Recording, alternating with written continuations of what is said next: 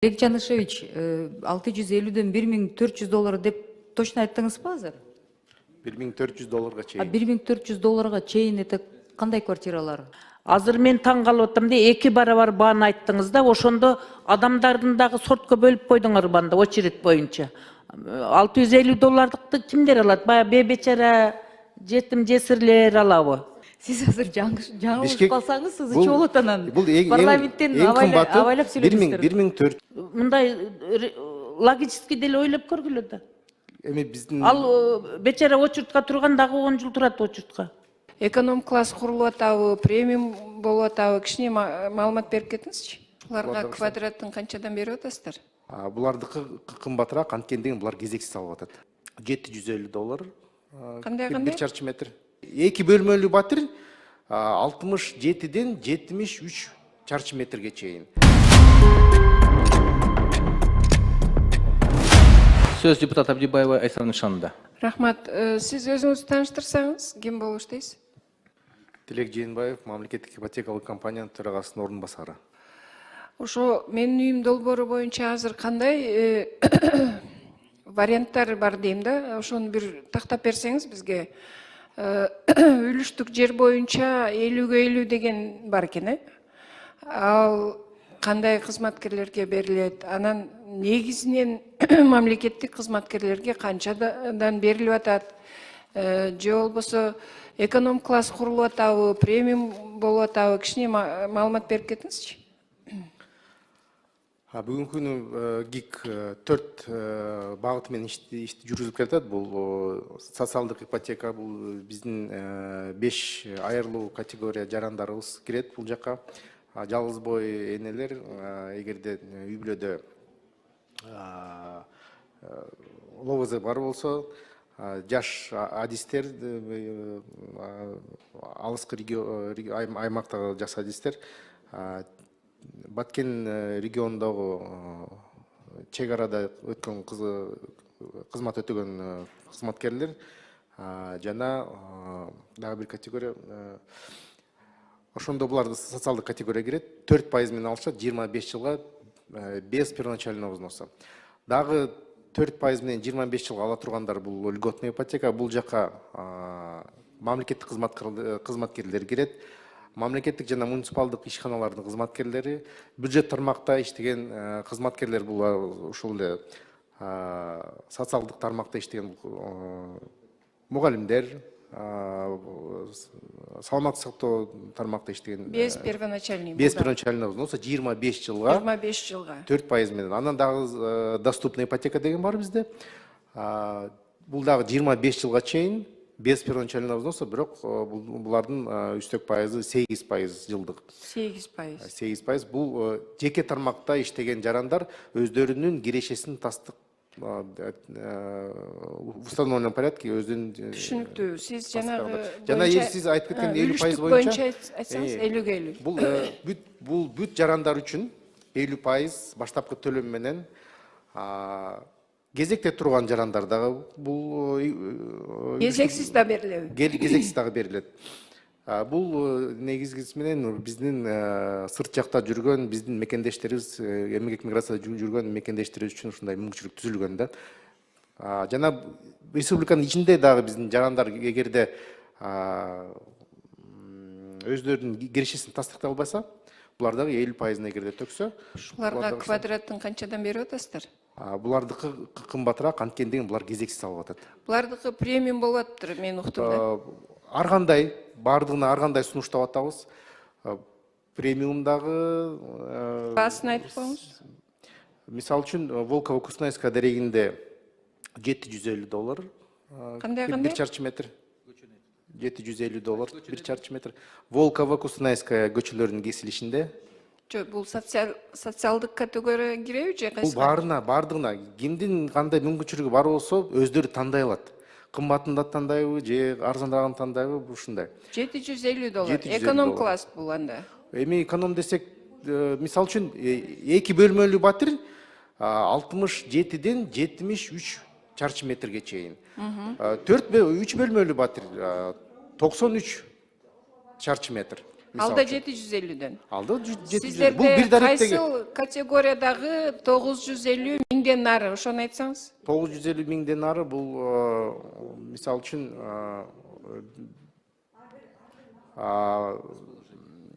Байтик Батыре көчөсүндө. Булар премиум класспы же кандай? Эми булар уже мындай да, эми биз бөлбөйбүз жарандарды премиум же эконом депчи. Биз жаңы курулушту баштаган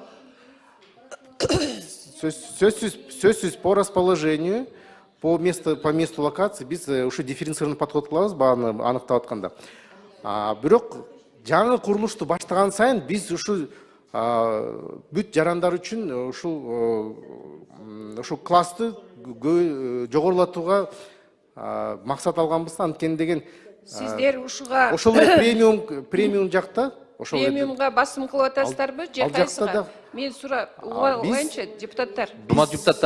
Урматтуу депутаттар, тынчырап отурасыздарбы? Биякта суроо берип атыптыр, жообун укпай атат. ушу кезекте турган жарандар дагы ошол жактан өзүнүн квотасы менен батирлерди алышат курулуш бүткөндө.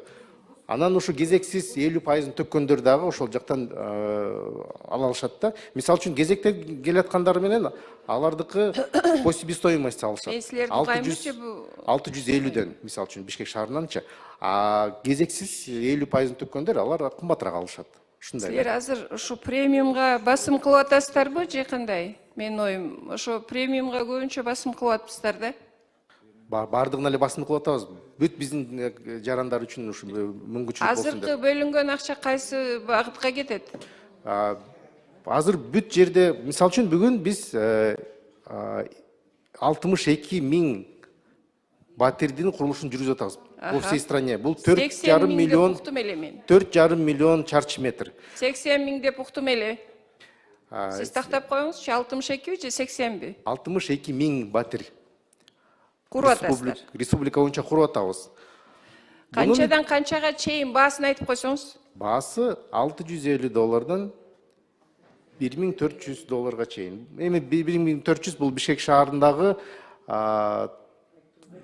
Айтматова дарегиндеги ири турак жай комплекс. $1,100 $1,400 бул под ремонт ключ. под ключ, Под ключ, ооба.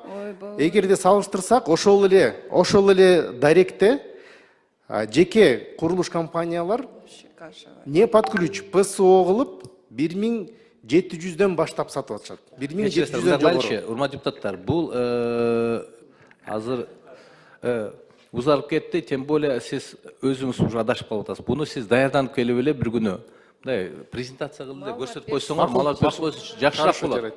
Ооба. Ошол маалыматты так даярданып келип бериңиздер анда, Так, макул. Жашаса да. Берем. Суроо аябай көп экен, токтото албай атабыз депутаттардычы. Жок, биз токтой эле турабыз. Рахмат. Кийинки сөз депутат Сурабалдиева Эльвира Жигалбековна. Тилек Жанышевич, 650дөн $1,400 деп точно айттыңызбы азыр? $1,400 чейин. $1,400 чейин это кандай квартиралар? Ичинде эме это пентхаустарбы ГИКтин?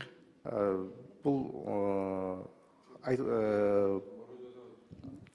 Сиз азыр жаңылышып калсаңыз, сиз бул- болот анан. бул Парламенттен авайлап сүйлөйсүздөр. 1,400 бул Бишкек шаарындагы Кайсы дарегинде? Байтик Батырия дарегиндеги ынтымак конушунда. Байтик Батыр эмне менен кесилишинде? Байтик Батыр ЮБЧК менен кесилишинде. БЧК, ЮБЧК. Южный. Үстү жактабы? Ооба, жогору жакта. Масалиеваны айтып атасызбы? Масалиевадан жогору. Выше строящейся мечети. Ынтымак мечет жакта. Менде мындай суроо да, Тилек мырза. Эгер жалгыз бой эне мисалы да, бир комнат квартирасы бар болсо, ага мамлекеттик кызматтан бирөө ошентип айтыптыр да. Мага чалып, эми сурап атышат. Мен аны билбей эткем, сизден такталайын да расмий түрдө. Ошол квартираны балам чоңоюп атат, мен алмаштырсам, кошумчалап алмаштырсам болобу деп сурап атат да. Но мамлекеттик кызматта иштеген адамдар болсо. Вот если мама-одиночка, у нее там один ребенок, она работает еще на госслужбе мама, и у нее есть однокомнатная квартира. Она может через ГИК разменять на двухкомнатную, доплатить. Вот такие варианты расширения дейткен, да? Да, на сегодняшний день мы такую возможность Не рассматриваете, да? Мы рассматриваем, но на перспективу на дальнейшую перспективу, поскольку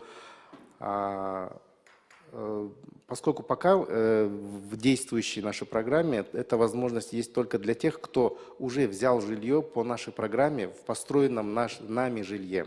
То есть пока он еще как бы наш клиент, да, считается. То есть он может меньшую квартиру. А если она не брала до этого у вас? Если она не брала, то она не попадает? Пока нет, поскольку это породит спрос со стороны населения. Очень большое количество желающих, граждан у нас да, будет, и мы просто физически не сможем адаптироваться и оптимизировать наш процесс. Ну, в перспективе планируете, значит. Второй вопрос. Вот на объездной там сносят дома, им пообещали, это я про Первомайский район говорю, там порядка 20 или 30 домов, им пообещали через ГИК дома. Это на каких условиях они будут получать? Вы в курсе? Мэрия города к нам обратилась по данному вопросу, мы сейчас рассматриваем. Пока еще механизм не выработан. Они только обратились к нам. То есть вы даже пока предварительно не знаете, но их сносить будет вот-вот. Мне же надо что-то ответить. Они буквально в пятницу обратились к нам. А примерно как будет? Пока мы еще механизм не выработали. Ну, представьте, у них готовые дома, их сносят, у некоторых красные книги есть, да? Ну, вы же какие-то планы должны строить, если вам в пятницу обратились хотя бы примерно. Ну, людей вот-вот снесут дома, они должны в голове своей или расчеты делать, или планировать, кредиты им будут даваться, или льготы какие-то будут даваться, нет? Мы в настоящее время действуем только в рамках программы. Если мэрия предоставит какой-то отдельный порядок, да, то тогда мы рассмотрим. То есть мэрия до этого должна что им, чтобы получить у вас льготы, за них какую-то часть должна оплатить мэрия компенсацию? Вы об этом говорите? Да, либо изыскать источник. Либо мэрия должна инициировать, изыскать источник какой-то. Откуда? В особом порядке. Через республиканский бюджет? То, что в Конституции-то никто не отменял. Компенсацию я имею в виду. Ну, мы с мэрией отработаем. Пожалуйста, потому что эти люди там очень, и количество растет. Так, у меня еще какой-то вопрос был. А вот что вы сказали, строится на Волково-Кустанайской? Это какого порядка дома? Из какого количества? Волково-Кустанайская жилой комплекс из 1174 квартир. Это шестиэтажные дома. Это бывший земельный участок Министерства обороны. Чтобы внести ясность, граждане, состоящие в очереди, независимо от адреса, будь то это Волково-Кустанайская, будь то это Байтик-Батыра на жилом комплексе Интымак, очередники получают без первоначального взноса на 25 лет по себестоимости, по $650. Все же, кто желает приобрести жилье без очереди. Но внутри этой системы, очередники да, внутри. Так надо. А то у людей сейчас понимание, что со стороны извне заходят и 50%, и они получают. Видите, извне могут зайти только те же наши граждане, кто также нуждается в жилье. То есть последние 3 года он не имел никакого жилья. У него есть определенные сбережения, он может в виде первоначального взноса внести. Хорошо, Телек Мырза. И последний вопрос. Министерство обороны. У нас сейчас по приватизации, по Министерству обороны много военнослужащих обращаются, там и судятся они, ранее им когда-то земли были, там противоречия в земельном кодексе есть. Как с ними, с военнослужащими у вас порядок? Исключительно в рамках программы. А можно уточнить? Рахмат.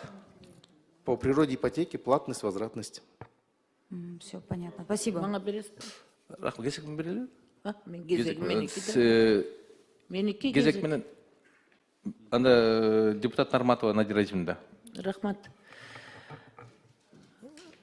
Мен тақтай тұрған еле сұрау берем. Мен бұл тескем екен, ақша алғаны келгенден тақтап алайлы да, жоқ дейін сұрау беріп қойлым, жөн еле ақша бере бербейді. Мен таңғалып атам да, азыр сіздің айтқан сөзіңізден ұламчы. Biz özümüz komitette atayın выездный заседание кылып өткөндө бизге толук маалымат алганбыз бүт бардыгы боюнча. Анан кийин 650ден 750ге чейин өсүшү мүмкүн деген жооп алганбыз да.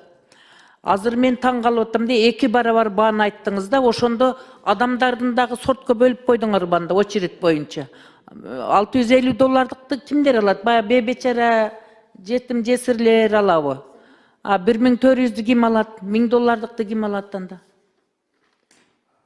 Батуна Разимовна, мисал үчүн ошол эле ынтымак дарегиндеги ынтымак турак жай комплексинде Байтик Батыр дарегинде ушу эки баа менен мисал үчүн $650 менен кезекте турган жарандарды салат.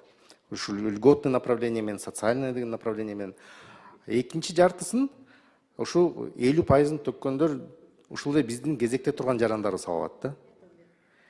Ушу бүт категорияга биз жарандарга биз ушундай мүмкүнчүлүк түзүп атабыз. 50%-ын төлөгөндөр 1400-дөн алышат. 1400-дөн туура.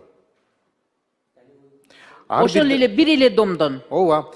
Ар бир Анда силер анда жетимге жем таштагандай эле аларга бир аз эле квартира берип атасыңар да бүт эле госбизнес кылып атасыңар. Жок, жартысын биз берип атабыз. Только ар бир направленияга бизде квота бөлүнгөн да. Мисал үчүн жартысы очередниктер алышат, жартысын ушу 50%-ын төккөндөр. Ар бир кайсы даректе биз кандай үй курбасак, бүт жерде ушундай формула менен кетип атабыз. Анда бюджеттен акча албай эле ошолордон алган акча менен улап кете бергиле да. Бюджетти биз мына лабораторияларга берейлик. Аппаратураны алып берейлик, больницадагы жаткандарга. Силер ошондой кылып бизнес жасап берген акча менен улап кете бергиле анда. Без очередь алса алар.